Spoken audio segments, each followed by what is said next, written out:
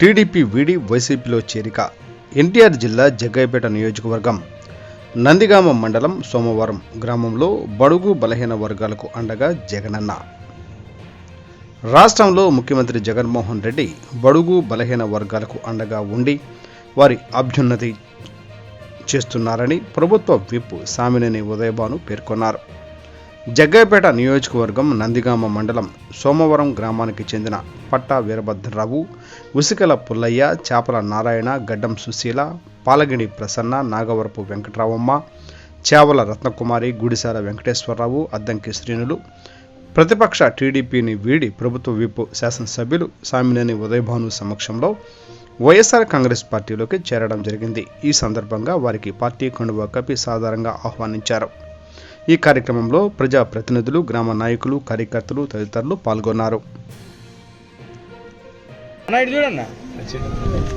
నారాయణ స్వాగతం సుస్వాగతం.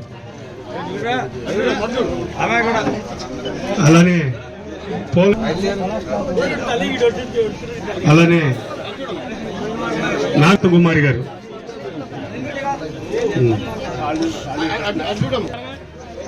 అదే నీ కోరిక.